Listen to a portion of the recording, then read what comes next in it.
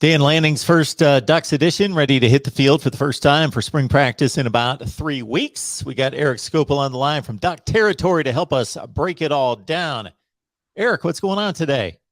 You know, it's kind of slowing down, but then it's going to pick up here pretty soon, like you said, when the Ducks start spring practice. I'm looking forward to it, as you expect. First eyes on a Dan Lanning coach team has me pretty intrigued for what we'll see this fall, and hopefully we learn. I know we'll learn a lot of new things during spring ball. Folks, please like the video, share these videos out on social media, subscribe right here at the Voice of College Football, and of course, check out Eric's work there at Duck Territory 247 Sports. We'll go straight to the quarterback spot. Of course, Anthony Brown, the transfer from Boston College, has moved on. Ty Thompson, the former five-star top 10 quarterback in the nation, will take his shot. But of course, he's got a lot of experience to go up against in Bo Nix. So I know it's just kind of a toss-up at this point. They've got a lot of football to show, both in the spring and in August. But what's your feel on this one? I think right now it's hard to bet against Bo Nix. You know, and that's not super popular opinion-wise right now. I think a lot of folks are just waiting for that next Justin Herbert or Marcus Mariota or Dennis Dixon, or even Darren Thomas, who's a 2 to 3 year guy who's quote unquote homegrown, who you recruited and you build them up. And since Herbert left in 19, you've had 2 fill-ins. People thought Shuck might be the next guy. He wasn't. And now Bo Nix being brought in, I think kind of feels like maybe a little bit more of the same to some Oregon fans. But this is someone who's really a pretty accomplished player at this level, who, by the way, was also a 5-star recruit when he came out, went to Auburn. And I know the stats, which you have on the screen right now, don't like leap out maybe to some people, but this is SEC East defenses where you're playing the best of the best year in and year out. And he did that for 3 years. And I think the numbers are actually fairly admirable. And I know he's anything but a perfect player. There are flaws with Bo Nix, but I think you probably you kind of assume going into spring that he has a little bit of an advantage here over 2 young guys who collectively, Ty Thompson and Jay Butterfield, have I think 17 complete career pass attempts. So the numbers you have on the screen, I think, pretty much illustrate that Nix is the more experienced player, and I think maybe the more talented player right now. And, with Bo Nix, beyond the numbers, if you really track what he did at Auburn, he got thrown into the fire right out of the gate. And what's funny is, of course, the irony is that he got thrown into the fire right out of the gate. National TV, huge out-of-conference game against the Oregon Ducks. He didn't have a great game, but true to Bo Nix, when the pressure was on and when things were down, I think 21-6 fourth quarter, he puts together a couple scoring drives and, of course, pulls a rabbit out of a hat in the final 5 seconds to win the game. He had a lot of early issues with red zone, bad decisions, that sort of thing, but he got coached to a certain extent. After that, started to eliminate those mistakes, make better decisions, and all you have to do is turn on the game against LSU in the second half this past season, and the guy just lights it up, and he's dynamic and can make some plays that very few quarterbacks can make. So if the decision making and the fundamentals come more into play with the dynamic playmaking ability, he may surprise some Oregon fans. Well, and I think the other part here is his offensive coordinator at Oregon was the same offensive coordinator he had at Auburn in 2019 when he was SEC Offensive Freshman of the Year. So there is some continuity here, and I won't say Kenny Dillingham, who's that offensive coordinator, brings in Bo Nix and says, it's a close competition, this is our guy, because that's clearly not what's gone on. But you don't bring him all the way across the country with the expectation that he's not going to have a chance to win the job. And I think the familiarity between Nix and Dillingham is at least is a part of the equation, is I guess what I'll say. We're breaking down the Ducks across the offense with Eric Scopel from Duck Territory. Appreciate him coming by every so often to break down Oregon football. And we're going position by position here. The running back situation, we're looking at 2 of the most prolific backs in the history of the program gone. One goes south to USC, the other off to the NFL draft, and C.J. Verdell and Travis Dye. In terms of carries and yardage and production coming back, it starts with Byron Cardwell, but where do we stand in this running back room? Certainly a question mark. Now, I think people felt really good about what they saw from Byron Cardwell last year down the stretch. He had a 3-game stretch where he ran for, I think, about 260 yards against, not great competition, but Colorado, Washington State. 2 of those teams being teams that were pretty competitive against most teams in the conference last year, and he really excelled in those games.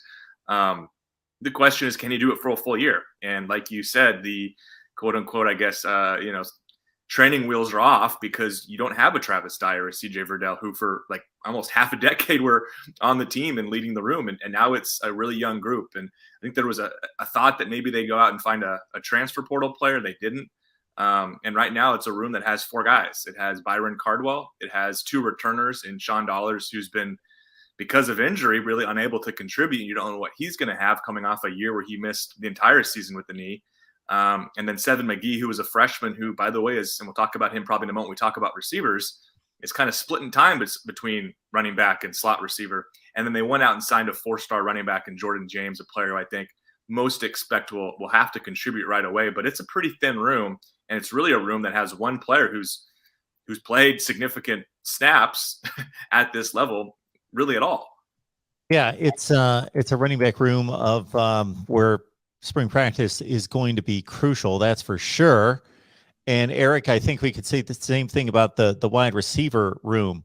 There's not a number 1 guy coming back who's going to catch 75 balls and a number 2 guy that's going to catch about 50, that sort of production. Now we'll see what they've got, but I see tons of names, and the most recent coming into the fold was a guy that we touched upon before we started to record, and Chase Cota coming in from UCLA, a 15 to 20 catch guy, 67 catches in a career at UCLA. But there's a plethora of those kind of guys, Chris Hudson, Troy Franklin, Dante Thornton, that they've been on the field, they've been in big games, they've made some plays, some splashes, but not a real go-to guy as of yet. It doesn't appear. I agree. There is not a go-to guy. Chris Hudson is probably the closest thing you could have in that regard. He was second in the team in receiving yards and receptions and receiving touchdowns last year. But the sample size, as you put on the screen, is not massive. I mean, he was a guy who was, I think, started 8 games, was kind of a partial starter half the year. And then when there was some kind of midseason attrition and turnover with players transferring and injuries and players going pro, he really stepped up and had a really strong finish to the season. So if there is a go-to, it might be Chris Hudson. But I think we go into spring not knowing that answer and feeling like it could be one of maybe 2 to 4 guys. I think Hudson, Franklin, Thornton, and I think Chase Cota, it was this kind of a quiet addition Oregon made about a week ago, going and grabbing a player from UCLA. And Cota's certainly has some familiarity with the state. He went to school at South Medford. His dad played for the Ducks. His cousin is Brady Breeze, who was just on the team a couple of years ago, Rose Bowl defensive MVP. So certainly ties to the program, but he might be required to contribute more than he ever did at UCLA. And I'm sure that was part of the recruiting pitch of, hey, come up here and you could have a chance to be our 1, 2, or 3 guy. And I don't know if he really ever filled into that role with the Bruins. So he's certainly an interesting name to watch. I think it's an interesting group. I think you've got about 4 or 5 guys you feel pretty good about, Mark. And then you need to find, as Oregon learned this last year, probably 2 to 3 more guys to kind of fill it out. So I think it's not only finding the top guy, it's finding kind of where the depth comes from, because it's a group that, like running back, you don't have huge numbers. You only have 8 receivers right now back on the roster. Breaking down the Ducks, we've got Eric Skopil on the line from Duck Territory on 247 Sports. Eric is actually going through a similar process there on 247 Sports, position by position. We are good here at the Voice of College Football just with Eric's opinion. But if you want some other opinions, you got Eric's conversation with some other contributors there at 247 Sports. A tremendous staff, as always. The 247 brand speaks for itself. So people can basically just hit you up at Duck Territory and be able to find those podcasts.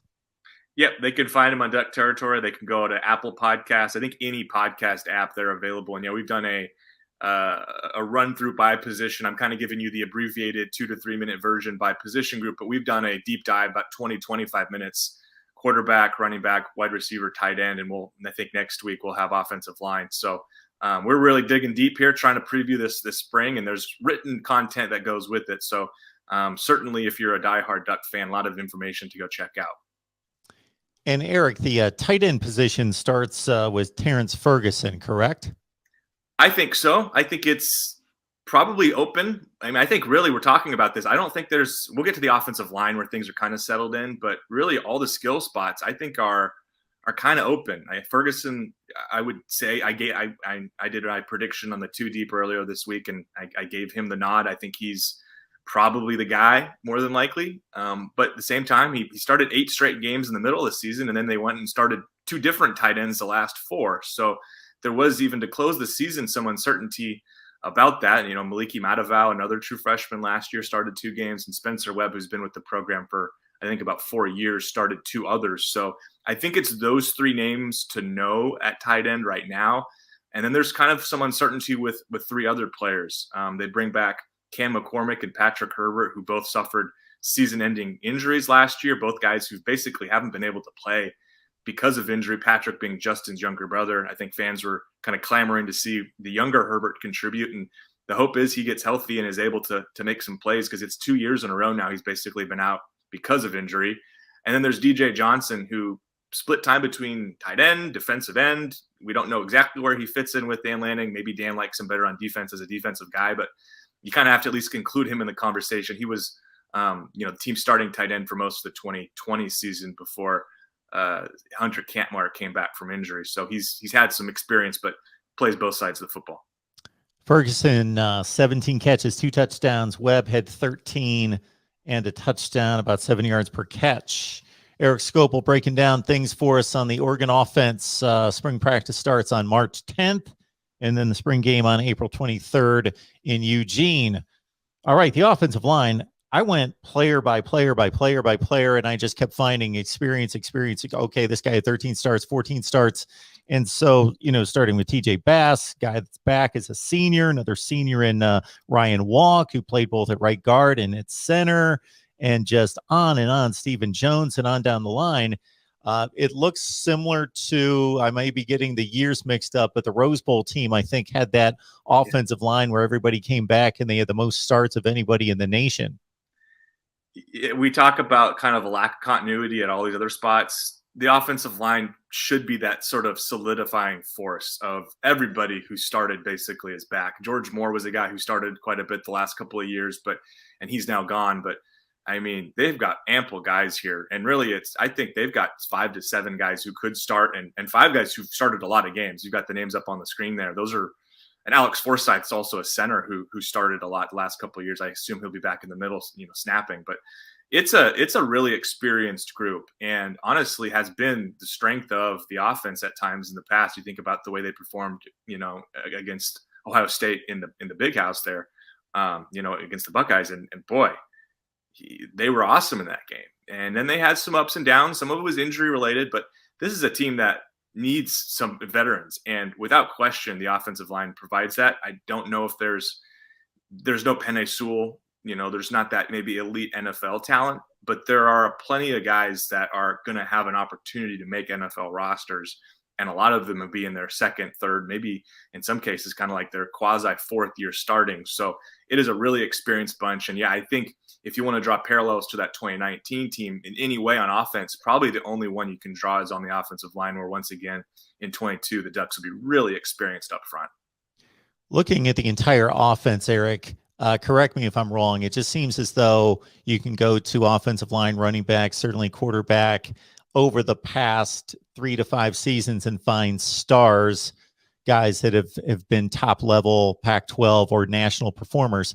And the wide receiver position, and I probably should have hit on this just a second ago when we went over that unit, seems to be a place where there's been good talent, a number of guys that can step in, seem to be very similar players, but not a true standout there at wide receiver for quite a long time. Yeah, it's probably fair. Dylan Mitchell had a great year in 18, but he was never an NFL guy. I think he's like on the Vikings practice squad. He set some school records, or I think you could make an argument that's one of the better. He had a great quarterback in Justin Herbert too, which helps. But yeah, no, I don't think there's any question. I mean, Oregon over the last decade, you can point to some tight ends who've been really good. You can point obviously to some quarterbacks who've been arguably the best in the country.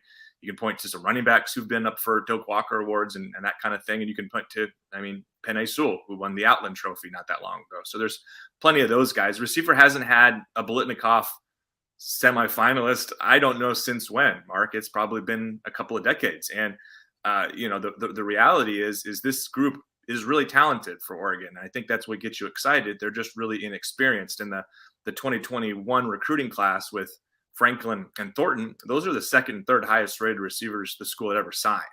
And so the hope and the expectation is those two guys develop into stars. And I don't know if it's too early to expect that this upcoming season. I don't know. I mean, I think a thing we haven't really touched on, Mark, is brand new offense. I don't know exactly what this looks like. I don't know how much they'll rely upon the running backs or the receivers or the tight ends. I don't know exactly, really even schematically, exactly what they're going to try to do. But I think you have the skeleton at receiver, at least, to be like, you got 3 to 4 guys who could be pretty darn good. It's now just how does it fit and how do they all come together, I guess. Yeah, Oregon fans can check out the Florida State tapes from last year with Kenny Dillingham running the show. Jordan Travis, I would say, very similar to Bo Nix in certain respects. Certainly not the passer that Bo Nix is. Jordan Travis still very much developing as a passer, but both dynamic players. So they certainly fitted the offense around Jordan Travis, and we'll see what Dillingham does with Bo Nix if he, in fact, does win the job. All right, Eric, we appreciate you stopping by. Anything else on the offense that we're missing here? How I know that this is a ridiculous question because we don't know who's starting at quarterback for sure. Yeah. You got to see all these new players, and you're going to know so much more 6 weeks from now. But, you know, realistically speaking, how good do you think the offense can be?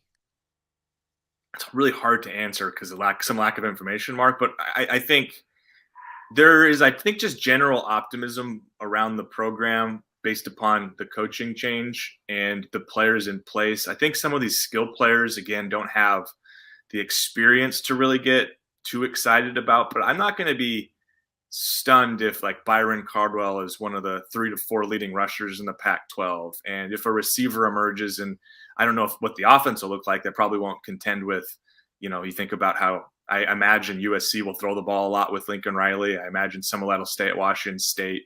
So maybe they won't lead the conference in receiving, but I think some of these receivers could be at least kind of in the conversation for maybe some all-conference attention. There's talent to be had there. I'm just really curious to see how it all comes together because it is a lot of new faces both on the field and then all new faces really coaching and leading this group. So this is probably the most question marks you have going into a spring camp on offense since, gosh, maybe like Willie Taggart's first year, something like that. So it's certainly a lot up in the air, but I think there's pieces in place that make you at least optimistic for what it could be once September arrives. Folks, we talk college football and the Ducks on our Discord that we fired up just a few days ago. We've got about 25 people signed up very early there, so join us right there. We got channels for every conference, and we're going to expand this pretty quickly. So Ducks, college football, whatever you want to chop up, of course, college football related on our Discord. Just go to Patreon, search MarkRogersTV, and sign up there. Eric Scopel, once again, you can hear the obvious insight and information here. Get more of it at Duck Territory. Eric, we always appreciate the conversation. Of course. I will be back soon, I think, to talk defense. Can't wait.